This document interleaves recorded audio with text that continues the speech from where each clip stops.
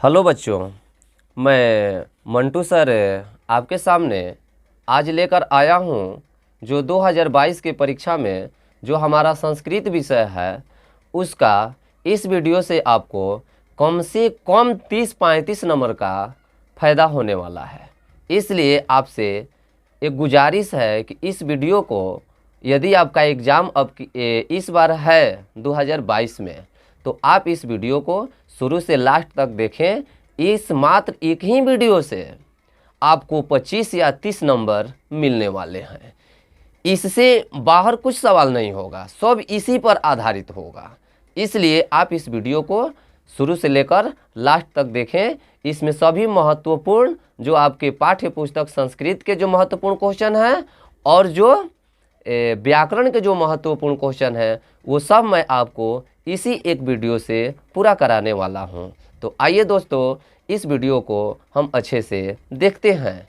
इसमें आपको 80 महत्वपूर्ण वस्तुनिष्ठ प्रश्नों को देखना है और बताना है कमेंट में कि इस 80 में आपका कितना सही हो रहा है, ठीक है।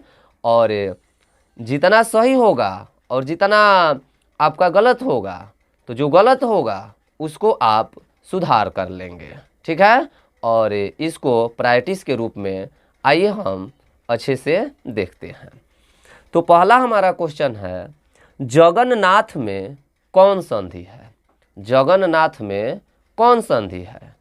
तो जगन्नाथ आप जानते हैं ना कि संधि की 3 प्रकार का होता है, एक स्वर संधि, एक व्यंजन संधि और एक विसर्ग संधि। तो जगन्नाथ का यदि आप संधि विच्छेद कर लेंगे, जैसे मान लीजिए जगतनाथ का संधि विच्छेद होता है जगत धन नाथ, तो जगत धन नाथ, तो जगत धन नाथ बराबर जगन्नाथ। तो जो जगत आप देख रहे हैं, तो जगत में त में हलंत रहता है। क्या रहता है? त में हलंत रहता है। तो आप जानते हैं ना कि इस प्लस के इधर यदि हलंत रहता है तो व्यंजन संधि होता है। हलंत रहता है तो क्या होता है? व्यंजन संधि होता है। यदि यहीं पर विसर्ग रहता, जैसे मान लीजिए विसर्ग का मतलब क्या हम बोल रहे हैं, यहीं पर प्लस के इधर यदि आपको विसर्ग दिखाई देगा तो ये विसर्ग संधि होगा। और विसर्ग और ये जो हम बोल रहे हैं हलंत, अगर ई नहीं रहता, ई दोनों हट जाता है तो उसको हम बोलते हैं क्या? स्वर संधि। तो जगत धन नाथ तो त में हलंत है ना, तो ये हमारा कौन सा संधि होगा? व्यंजन संधि होगा। कौन सा संधि होगा? व्यंजन संधि होगा। जैसे संसार का हम बनाते हैं तो सम धन सार, तो सम धन सार बराबर क्या होता है? संसार। तो म में हलंत है ना, तो यदि म में हलंत है तो ये समझ जाइएगा कि ये व्यंजन संधि है। तो जगन्नाथ में कौन सी संधि है? तो व्यंजन संधि है। तो इसका उत्तर क्या होगा? बी होगा। इसका उत्तर क्या होगा आपका? बी होगा। चलिए क्वेश्चन नंबर 2 देखते हैं। मध्यकाल में पाटलिपुत्र किस नाम से प्रसिद्ध हुआ था? मध्यकाल में पाटलिपुत्र किस नाम से प्रसिद्ध हुआ था? पटना के नाम से, पुष्पपुर के नाम से, कुसुमपुर के माध्यम से, कि अजीमाबाद के नाम से? तो प्राचीन नाम पुष्पपुर और कुसुमपुर जो है ये प्राचीन नाम है और पटना आधुनिक नाम है। तो मध्यकाल में, तो मध्यकाल में होगा आपका अजीमाबाद। क्या होगा? मध्यकाल में होगा अजीमाबाद। चलिए तीसरा देखिए, सोम उपसर्ग किस शब्द में नहीं है? सोम उपसर्ग किस शब्द में नहीं है ये आपको बताना है। तो संभव, तो संभव, तो समधन भव थोड़े होता है। समधनकार, संस्कार, समाधार, सुगमता। देखिए संस्कार का यदि संधि विच्छेद करते हैं तो समधनकार, तो समधनकार बराबर संसार, तो समधनकार, तो समधनकार बराबर क्या होता है? संस्कार। तो सम उपसर्ग किस में हो जाएगा? ये संस्कार में हो जाएगा। तो इसका ऑप्शन क्या होगा हमारा? इसका ऑप्शन हमारा बी होगा। चलिए 4 नंबर प्रश्न है, आलस कथा पाठ में किस दोष का निराकरण किया गया है? ये आलस कथा पाठ में किस दोष का निराकरण किया गया है? आलस्य का, निद्रा का, क्रोध का, कि दीर्घ सूत्रता का? तो आलस कथा जो है आलसियों की कथा पर आधारित एक कहानी है, ठीक है। तो ये आलस कथा के दोषों का निरूपण किया गया है। तो इसका उत्तर क्या होगा? ए होगा। इसका उत्तर क्या होगा? ए होगा। चौथा का उत्तर क्या हो गया दोस्तों? ए हो गया। 5 नंबर देखिए, 5वां कह रहा है किन वर्णों के मेल से य बनता है? किन वर्णों के मेल से य बनता है? अ प्लस ई, तो अ प्लस ई मिलता है तो ए बनता है, अ प्लस ई मिलता है तो क्या बनता है ए, अ में ई जोड़ते हैं तो हमारा क्या बनता है ए बनता है। ठीक है, अब ई में अ जोड़ते हैं तो क्या होता है, तो ई में अ जोड़ते हैं तो हमारा य होता है, क्या होता है य होता है। ठीक है ना, तो ई में अ जोड़ेंगे तो क्या हमारा होगा य होगा। तो यही ना पूछ रहा है कि किन वर्णों के मेल से य बनता है, तो ई प्लस अ के मेल से य बनता है। तो इसका उत्तर क्या होगा दोस्तों, तो इसका उत्तर बी होगा। ठीक है ना, ये इसमें से कोई भी पूछा जा सकता है प्रश्न में और इस पर एक आधारित जरूर प्रश्न रहता है। अ प्लस ई से क्या होता है ए होता है, ई प्लस अ से क्या होता है य होता है, अ प्लस उ से क्या होता है तो ओ होता है, और उ में अ जोड़ते हैं तो क्या होता है उ होता है, क्या होता है उ। अ प्लस ई जोड़ते हैं तो ए होता है, तो ई गुण संधि का उदाहरण है। ई में अ जोड़ते हैं तो य, ये आपका यण संधि का उदाहरण है। ई अ में उ जोड़ते हैं तो क्या होता है ओ बनता है, ये भी गुण संधि है। और उ में अ जोड़ते हैं तो क्या बनता है उ बनता है। ठीक है ना, लेकिन हमको बताना क्या है य किन से बनता है, तो ये बी हमारा सही है। चलिए 6 नंबर, स्वामी दयानंद का परिवार किसका उपासक था। स्वामी दयानंद का जो परिवार था वो किसका उपासक था, स्वामी दयानंद का परिवार किसका उपासक था दोस्तों, तो स्वामी दयानंद का परिवार आचार्य शिव का उपासक था कि विष्णु का कि शक्ति का कि महावीर का, तो स्वामी दयानंद का परिवार जो था वो शिव का उपासक था। स्वामी दयानंद का परिवार किसका उपासक था, तो शिव का उपासक था। ठीक है ना, इस बहुत ही इम्पोर्टेंट ये पार्ट है स्वामी दयानंद, क्योंकि स्वामी दयानंद का जो परिवार था शुरू से ही शिव का उपासक था, और इसलिए इनके बचपन का नाम क्या रखा गया था मूल शंकर रखा गया था। क्या रखा गया था मूल शंकर।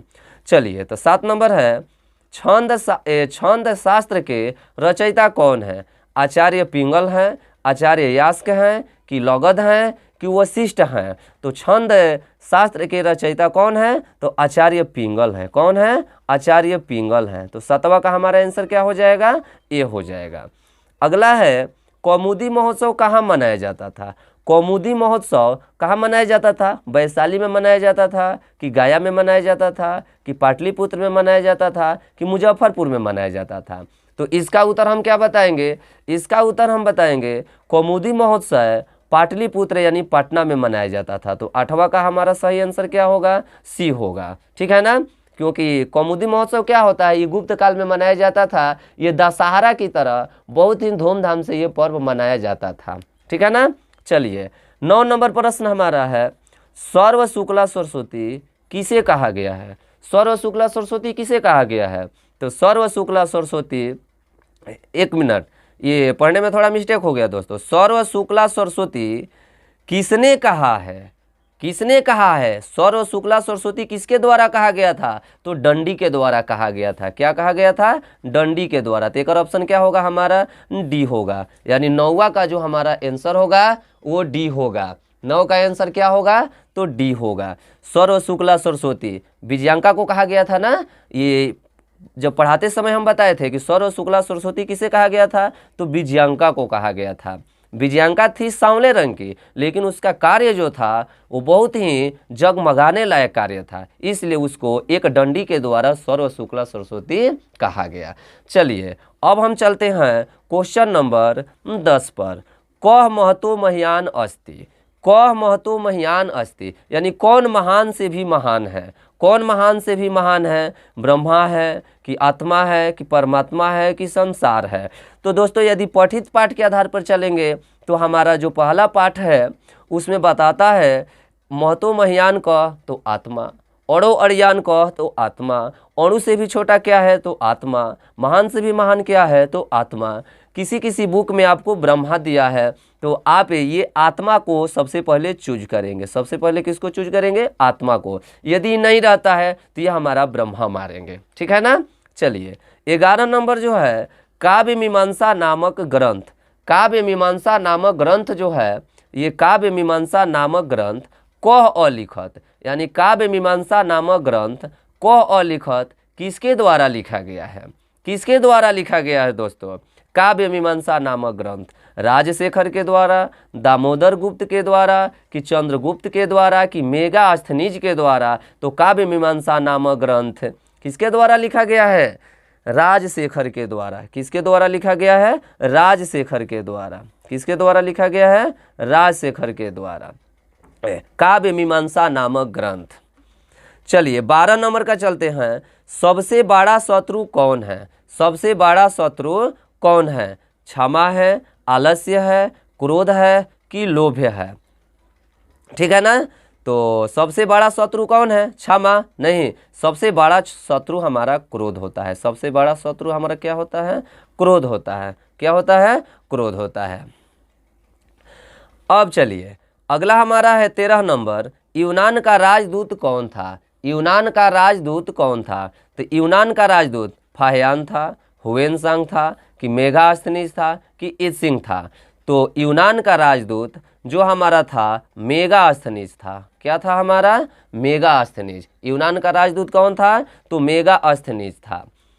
14 नंबर है। वीरेश्वरस्य स्वभाव कीदृशः अस्ति आसीत्। अस्ति नहीं, आसित होगा, इस पर ध्यान नहीं देना है। वीरेश्वर स्वभाव कीदृशः आसित, यानी वीरेश्वर जो था स्वभाव से कैसा था? वीरेश्वर स्वभाव से कैसा था? धूर्त था, दानशील था कि कारुणिका था कि बी और सी दोनों था, यानी दानशील भी था, कारुणिका भी था। तो एकदम करेक्ट आंसर बी और सी होगा, यानी वीरेश्वर स्वभाव से दानशील भी था और करुणा वाला व्यक्ति भी था। तो इसका उत्तर क्या होगा? डी होगा। इसका उत्तर क्या होगा दोस्तों? डी हो गया। अब हम इस पेज को उलाट रहे हैं दोस्तों। ये 14 को हमारा प्रश्न होता है। अब आइए देखते हैं हम 15 नंबर प्रश्न। देखिए 15 नंबर प्रश्न आपका क्या कह रहा है? 15 नंबर प्रश्न कह रहा है कि आधुनिक संस्कृत लेखिकायुषु का प्रसिद्ध, यानी कह रहा है आधुनिक संस्कृत लेखिकासु का प्रसिद्ध, यानी आधुनिक संस्कृत लेखिकाओं में कौन प्रसिद्ध है? आज के संस्कृत लेखिकाओं में कौन प्रसिद्ध है? पंडिता क्षमाराव, मिथिलेश कुमारी, शांति देवी कि गंगा देवी? तो आधुनिक संस्कृत लेखिकाओं में पंडिता क्षमाराव प्रसिद्ध है। 15 का ऑप्शन क्या होगा हमारा? ये होगा। क्या होगा दोस्तों? ये होगा। चलिए 16 नंबर है। कंपराय की रानी कौन थी? कंपड़ राय की रानी कौन थी? तिरुअमला कि गंगा देवी कि देव कुमारिका कि रामभद्राम्बा? ठीक है। तो कंपराय की रानी कौन थी? तो तिरुअमला थी हो कि गंगा देवी कि देव कुमारिका कि रामभद्राम्बा? तो तिरुअम्बला। कौन थी? तिरुअम्बला। चलिए ए नंबर होगा इसका। 17 नंबर चलते हैं। 17 नंबर है। विजय भट्टारिका किसकी पत्नी थी? विजय भट्टारिका किसकी पत्नी थी? तो ये चंद्रादित्य की पत्नी थी। किसकी पत्नी थी? चंद्रादित्य की। तो 17 का भी ऑप्शन हमारा क्या हो जाएगा? ए हो जाएगा। क्या हो जाएगा दोस्तों? ए हो जाएगा। 18 नंबर है। भारत महिमा पाठस्य रचनाकार क? भारत महिमा पाठ के रचनाकार क? भारत महिमा पाठ के रचनाकार कौन है? महात्मा विदुर हैं, महर्षि यास्क हैं, महर्षि वेदव्यास हैं कि कोई नहीं है? तो भारत महिमा जो भारत की केवल बखान करता है, भारत की केवल बड़ाई के विषय में बात किया जाता है कि भारत की हमारी महिमा क्या है, भारत भूमि कैसी है, तो इसके लेखक जो हैं महर्षि वेदव्यास हैं। इसके लेखक कौन है? महर्षि वेदव्यास हैं। चलिए 19 नंबर है। भारतीय धारा कौय सेविता? जो भारत की धारा है कौय सेविता? भारत की धारा किसके द्वारा सेवित है? भारत की धारा जो है किसके द्वारा सेवित है? सागर के द्वारा कि पर्वत के द्वारा कि निर्झर के द्वारा कि सागर, पर्वत और निर्झर इन सब के द्वारा? तो इसका हमारा उत्तर होगा ऑप्शन नंबर डी। इसका उत्तर हमारा क्या होगा? ऑप्शन नंबर डी, यानी सागर, पर्वत और निर्झर सभी दिशाओं से ये घिरी हुई है, सागरों से भी, पर्वतों से भी और निर्झर से भी। 20 नंबर है। खाली स्थान गीत कानी गायंती, यानी कौन गीत गाते हैं? देवा गीत कानी गायंती? तो हाँ, देवा गीत कानी गायंती। इसका उत्तर हमारा क्या होगा दोस्तों? इसका उत्तर होगा हमारा देवा।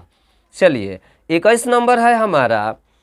डॉट है। भारतीय धारा विशाला, यानी भारतीय धारा विशाला माने केकर भारतीय धारा, तो हमारी भारतीय धारा। अस्मद भारतीय धारा कि अस्माभि भारतीय धारा कि अस्माकम भारतीय धारा कि अस्मदिया भारतीय धारा, तो इसका उत्तर होगा अस्मदिया भारतीय धारा विशाल, यानी हम लोगों की जो भारतीय धारा है वो विशाल है।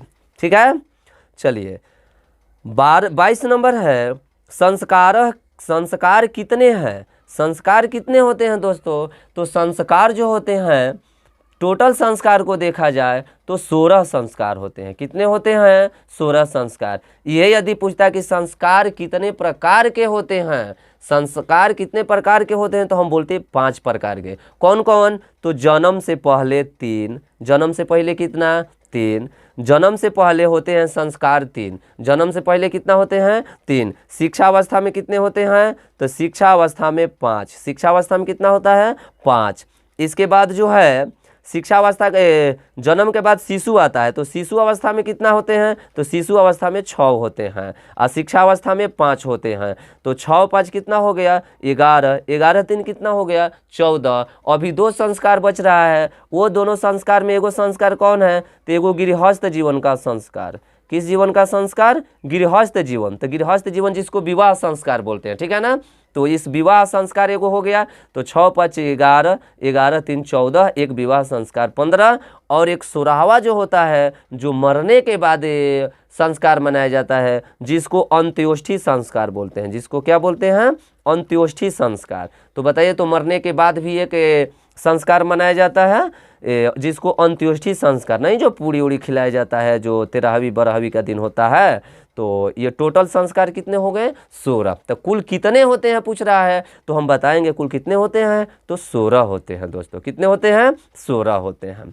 चलिए 23 नंबर पर चलते हैं। कितने प्रकार का पूछेगा तब बता दीजिएगा, कितना 5 प्रकार के। ये भी पूछ देता है कि जन्म से पहले कितने संस्कार होते हैं, तो ये देख रहे हैं ना 3, जन्म से पहले कितने 3, शिक्षा अवस्था में कितने तो 5, शिशु अवस्था में कितने तो 6, गृहस्थ जीवन में कितना तो 1, कौन तब विवाह संस्कार। अंत्योष्ठी संस्कार में कौन होता है, तो मरने के बाद जो संस्कार मनाया जाता है। टोटल 5 प्रकार के होते हैं, टोटल मिलाएंगे तो 16 होते हैं संस्कार। चलिए 23 नंबर हमारा है सप्तपदी क्रिया कस्मिन् संस्कारे विधीयते। सप्तपदी क्रिया कस्मिन् संस्कारे विधीयते। सप्तपदी क्रिया किस संस्कार में होता है, तो ये विवाह संस्कार में होता है। लज्जा होम, सप्तपदी, अग्निदानम, ठीक है ना, ये सब किस में होता है, ये विवाह संस्कार में होता है। तो इसका ऑप्शन क्या होगा, सी होगा। 24 नंबर है अंतिम शिक्षा संस्कार का नाम क्या है।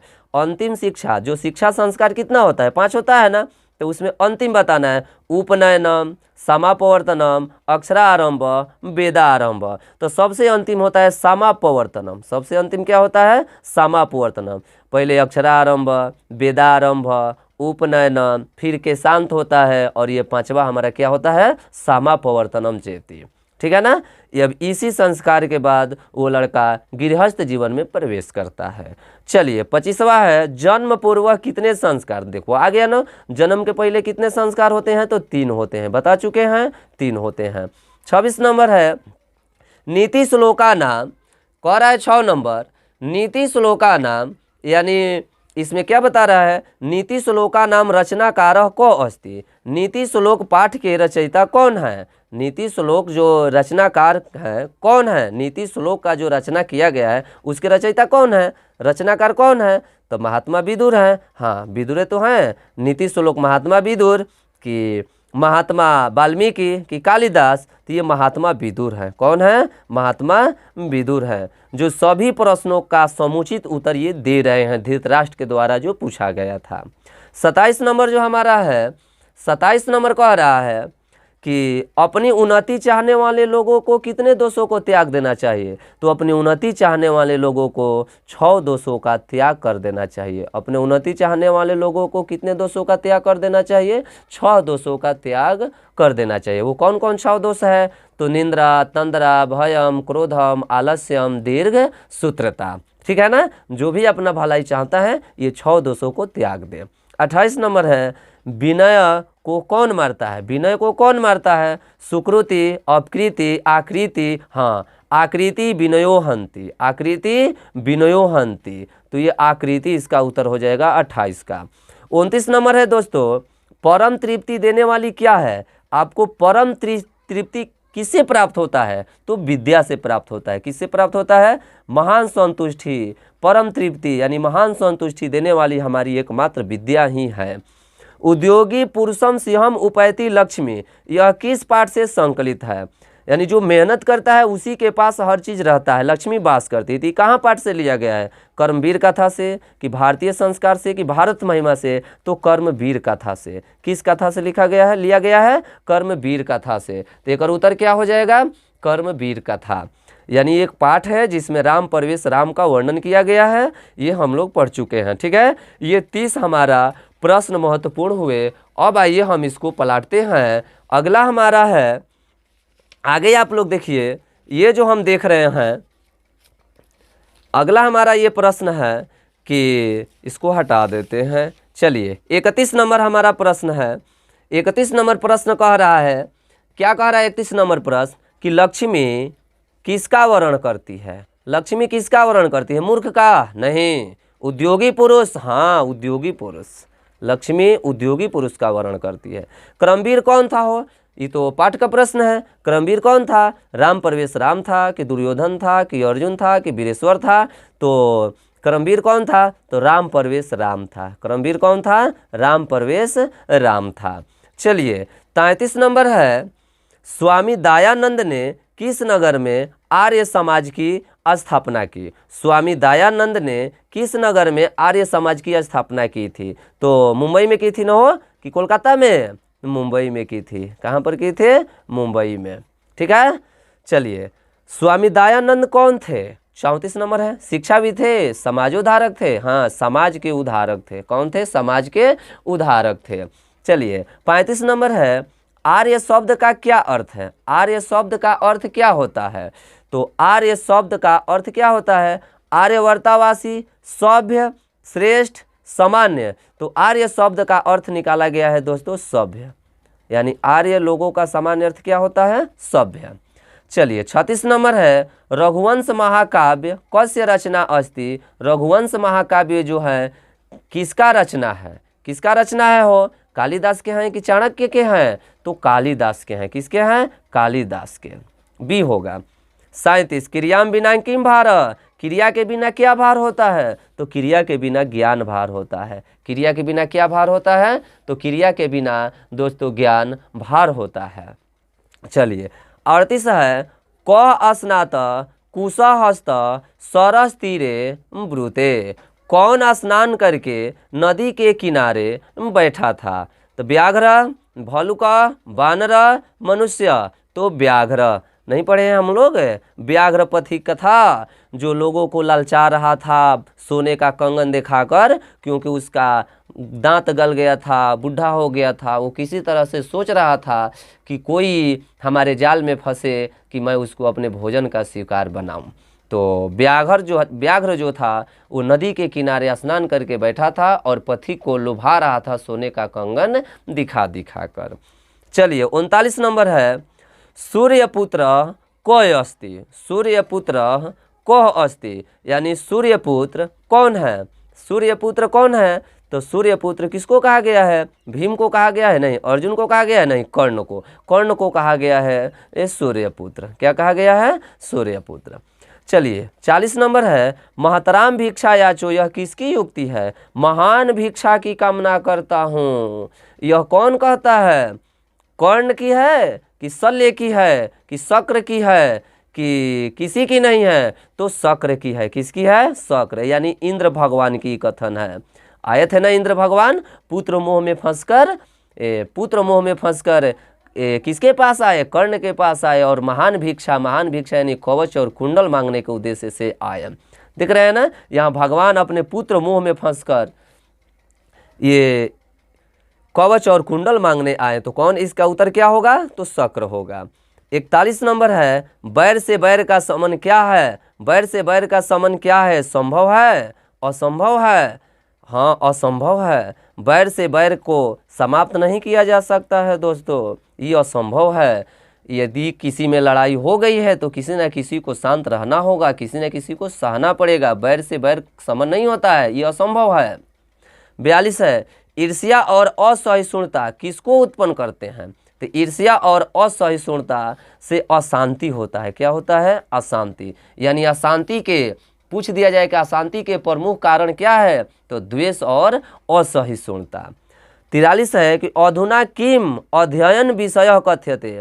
अधुना किम अध्ययन विषय कथ्यते, इस समय क्या अध्ययन विषय कहला रहा है? तो ज्ञान की, अध्ययन की, वृक्षारोपण की, शास्त्र जो है इस समय अध्ययन विषय हो गया है, क्योंकि शास्त्र किसे कहते हैं? जो मानव में कर्तव्य और अकर्तव्य का पाठ पढ़ाए। 44 नंबर है, क से 60 अंगानि भवति, किसके 6 अंग होते हैं?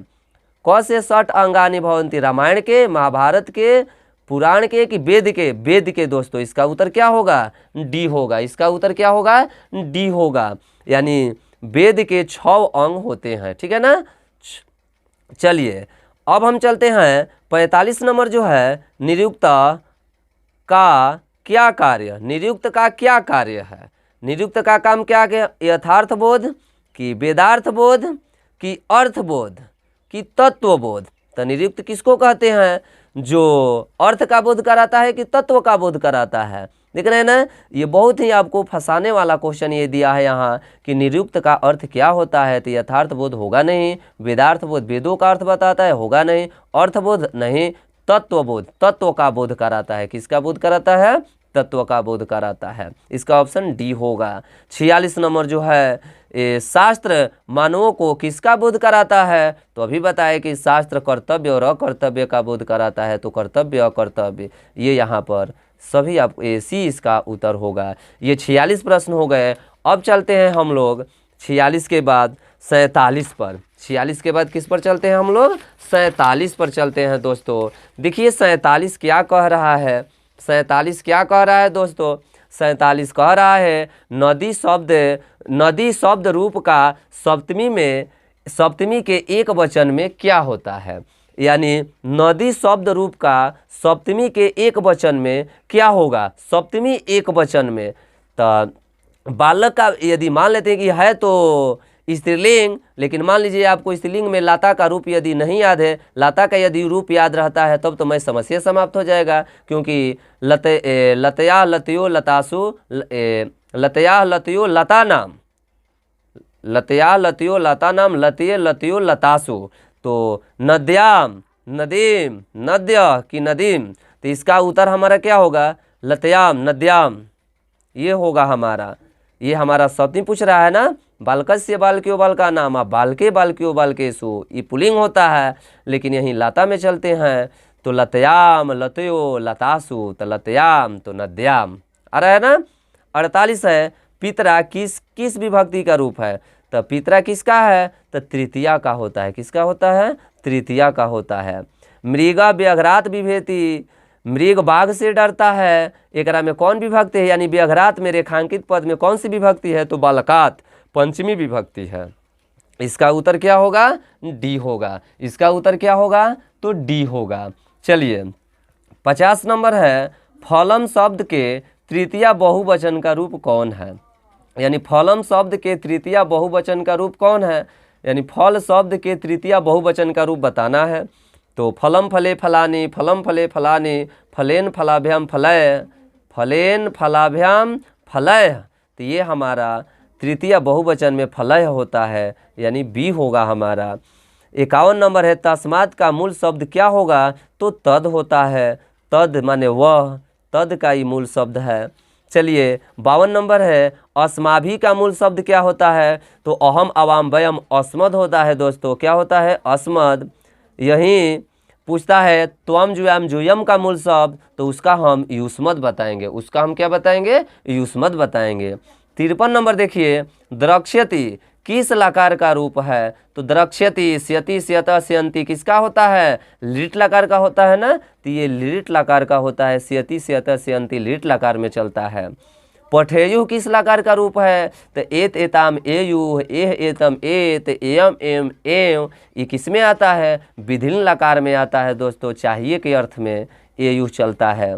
चलिए इसका उत्तर सी होगा। 55 नंबर है, आस्था धातु का रूप लंग लकार मध्यम पुरुष एक वचन में क्या होता है? तो आस्था माने क्या होता है? ठहरना। लंग लकार का मतलब भूतकाल में बताना है।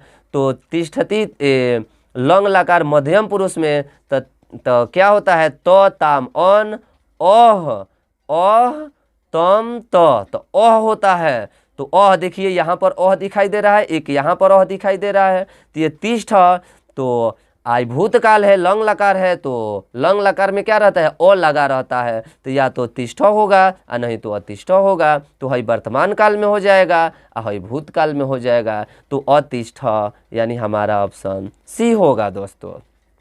56 नंबर है, देही में मूल शब्द क्या है? देही में मूल शब्द क्या होता है? दा धातु का है कि पा धातु का है कि घरा धातु का है कि आस्था का है?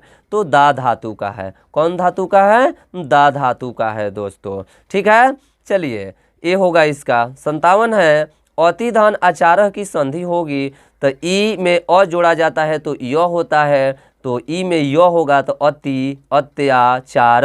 तो अत्याचार कहाँ है दोस्तों? इसका ऑप्शन हमारा सी होगा। ये देख रहे हैं ना सी, अतिधन आचारह से मिलकर बनता है अत्याचार। ये कौन सा? तो ये यण संधि है दोस्तों। 58 है, उत्धन मुख की संधि होगी। उत्धन मुख की संधि क्या होगी? तो त का न हो जाता है उन्मुख उन्मुख। तो देखिए तो उन्मुख यहाँ पर भी है और यहाँ पर भी है और यहाँ पर भी है। तो आधा तो है तो आधा न हो जाता है। तो ये हमारा ऑप्शन इसका डी होगा दोस्तों।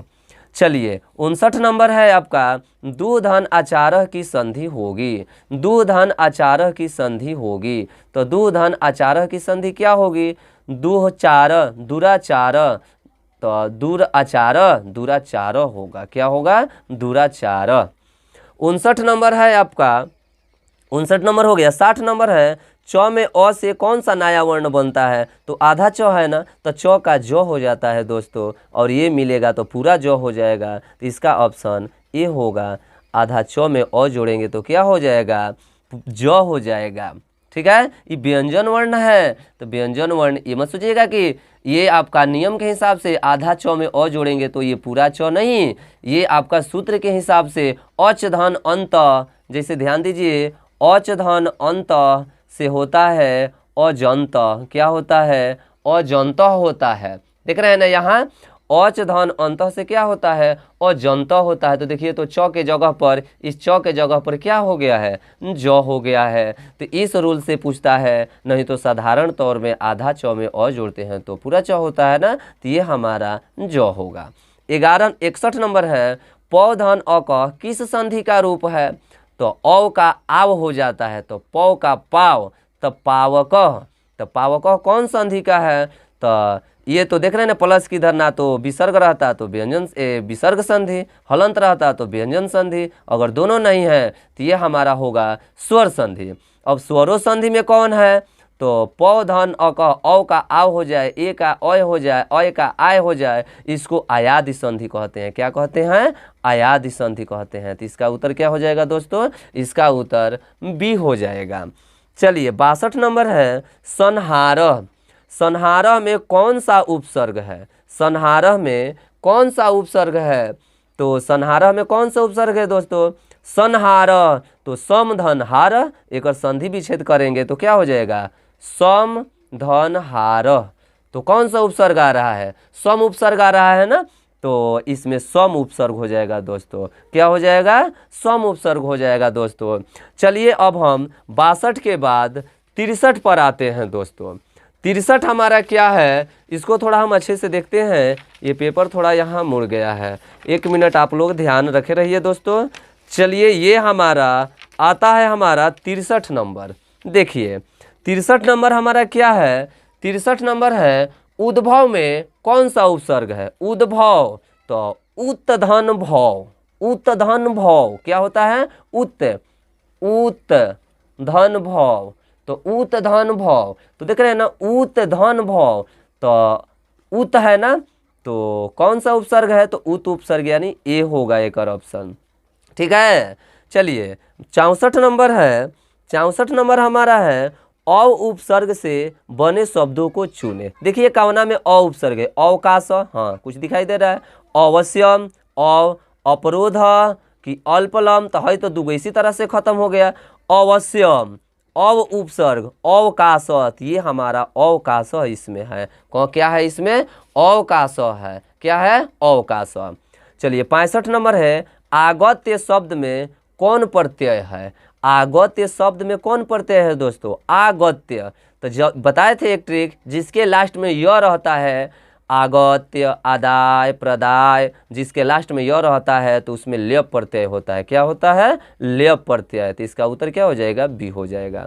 66 नंबर है लघुतरम में कौन सा तद्धित प्रत्यय है, तो लघुतरम, तो तरप और तमप होता है दोस्तों, तो लघुतरम, तो ये आपका लघुतरम में या तो तरप होगा नहीं तो तमप होगा, और ये आपका नपुंसक लिंग, नपुंसक लिंग में चलता है ना, फलम, फले, फलानी, फलम, तो लघुतरम, तो इसमें तमप प्रत्यय हो जाएगा, क्या हो जाएगा, तमप प्रत्यय हो जाएगा। यह लघुतरा रहता तो तरप हो जाता। चलिए 67 नंबर है मूर्खा में कौन सा स्त्री प्रत्यय है, तो मूर्खा, डाप है, चाप है, टाप है, तो टाप है, क्या होता है, टाप, स्त्री प्रत्यय है टाप। ये लेखिका में भी टाप प्रत्यय है, नायिका में भी टाप प्रत्यय है, वाचिका में भी टाप प्रत्यय है, ठीक है ना। चलिए 68 नंबर है पठनम में कौन सा प्रत्यय है, पठनम, लेखनम, तो जिसके लास्ट में नम नम आता है उसमें ल्यूट प्रत्यय होता है दोस्तों, क्या होता है, ल्यूट प्रत्यय होता है। 69 है किशोरी में कौन सा स्त्री प्रत्यय है, किशोरी, इंगिप प्रत्यय है कि इंगिस प्रत्यय है कि इंगिन प्रत्यय है, तो किशोरी में इंगिप प्रत्यय होता है दोस्तों, किशोरी में क्या होता है, इंगिप प्रत्यय होता है। विष्णुधन अण से कौन सा शब्द बनेगा, तो वैष्णव, क्या बनेगा, वैष्णव, तो एक और उत्तर सी होगा। 71 है गोल गृहम शब्द में कौन सा समास है, तो गोल तत् च गृहम, यानी कर्मधारय समास होता है दोस्तों, गोल गृहम, ठीक है ना। चलिए अब इसके बाद वनस्य समीपम का समस्त पद क्या होता है, तो वनस्य समीपम यानी वन के नज़दीक, वन के पास, तो इसको क्या बोलते हैं, उपवनम, वन समीपम, समस्त पद पूछ रहा है, वनस्य समीपम, वने सभी, इसमें कौन सा ऑप्शन होगा, तो उपवनम का यदि हम बनाते हैं समास विग्रह तो वनस्य समीपम होता है। ये इसको ही मत सोचिएगा कि वनस्य समीपम लिखा है तो वन समीपम आंसर हो जाएगा, ये वनस्य समीपम उपवनम होता है। उपवनम का यदि समास विग्रह करेंगे हम लोग तो वनस्य समीपम।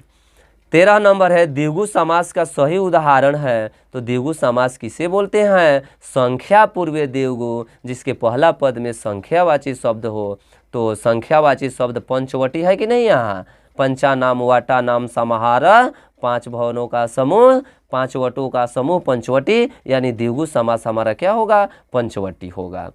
74 है पितरौ का विग्रह करे, तो पितरौ का मतलब माता च पिता च, बहुत से बच्चे इसका उत्तर मार देते हैं पिता च नहीं, पितरौ का मतलब माता च पिता च, इसमें च का प्रधानता है। चलिए ये कौन सा समास है, चार्थे द्वंद्व, ये द्वंद्व समास है, अहि संख्या पूर्वे देवगु। चलिए 75 है किस समास में उभय पद प्रधान होता है, माने दोनों पद की प्रधानता होती है, तो अभी बोले ना चार्थे द्वंद्व, च के अर्थ में दोनों पदों की प्रधानता होती है, किसके, दोनों पदों की प्रधानता होती है। चलिए अब यही भाव जानते हैं ना जिसमें पहली पद की प्रधानता होती है। कर्मधारय समास जानते हैं ना जिसमें विशेषण और विशेष्य हो, उपमा और उपमेय हो, कर्मधारय समास। एकरा में चार्थे द्वंद्व, हेमा संख्या पूर्व, हेमा संख्या देखा जाता है, हेमा च का अर्थ देखा जाता है, एकरा में दोनों प्रधान होते हैं, यानी माता भी प्रधान और पिता भी प्रधान, तो ये द्वंद्व होगा। 76 है अशांति किस समास का उदाहरण है, अशांति यानी न शांति, न जिसमें लगा रहा जाता है तो नए समास होता है। जैसे अधर्म पूछ दे तो अधर्म कौन सा समास होगा, तो न धर्म, नए समास, ठीक है ना। 77 है लंबोदर में कौन सा समास है, तो लंबम उदरम यस्य स, लंबम उदरम यस्य स, यानी लंबा है उदर जिसका, अर्थात गणेश। तो जिसमें अलग अर्थ की प्रधानता होती है वो बहुव्रीहि समास होता है। वो क्या होता है? बहुव्रीहि समास होता है। 78 नंबर है, सह पादेन खंजः अस्ति, वह पैर से लंगड़ा है। रेखांकित पद में कौन सी विभक्ति है? तो पादेन खंज यानी ये नांग विकार है और तृतीया विभक्ति होता है। बालकेन पादेन, तो इसमें कौन सी विभक्ति है? तृतीया विभक्ति है। कौन सी विभक्ति है? तो तृतीया विभक्ति है। देख रहे हो ना, दिखाई दे रहा है ना दोस्तों। 79 नंबर है, कवि नाम कालिदास श्रेष्ठ अस्ति, कवियों में कालिदास श्रेष्ठ हैं। रेखांकित पद में विभक्ति है। तो कवि नाम, तो बालकस्य बालक्यो बालका नाम, षष्ठी बहुवचन है दोस्तों। तो 79 का उत्तर होगा हमारा बी। 79 का उत्तर हमारा क्या होगा? बी होगा। और एक प्रश्न आपका छूट रहा है, 80 नंबर, इसको थोड़ा देख लेंगे। ये आपका लास्ट होता है, अपवर्गीय तृतीया सूत्र का उदाहरण है। अपवर्गीय तृतीया क्या होता है? जिसमें क्रिया की समाप्ति हो और फल की प्राप्ति हो, यानी उसी को अपवर्गीय तृतीया बोलते हैं। तो कालवाची और मार्गवाची शब्दों में तीसरा विभक्ति लगता है। तो सह मासम व्याकरण, तो तृतीय ये तो मासम है, महीना तो है, वह महीना को व्याकरण पढ़ लिया ही नहीं, नहीं होगा। सह मासेन व्याकरणम अपठत, ये होगा कि सह मासात, तो मासात पंचमी हो गया, कट गया। मासाए चतुर्थी हो गया, कट गया। तो मासेन यही ना होगा, वह महीने भर में व्याकरण पढ़ा। तो इसका उत्तर क्या होगा? तो सी होगा दोस्तों। तो ये 80 महत्वपूर्ण वस्तुनिष्ठ प्रश्न हुआ। तो अब हम आपसे ये उम्मीद करते हैं कि ये 80 के 80 ऑब्जेक्टिव यदि अच्छे से आप पढ़ लेते हैं तो ये आपके परीक्षा में बहुत ज़्यादा लड़ने वाला है दोस्तों। ये वीडियो आपको कैसा लगा ये कमेंट कर कर बताएं। और आपसे एक रिक्वेस्ट है दोस्तों, बड़ा मेहनत लगता है ये वीडियो बनाने में, इसको थोड़ा लाइक, सब्सक्राइब और शेयर करते रहिए और अपने दोस्तों के पास भी इस वीडियो को भेज दे। क्या पता इसी सेट को पढ़ने से उसका 30-35 नंबर मिल जाए और उसका परीक्षा आसानी से निकल जाए। तो ठीक है दोस्तों, धन्यवाद।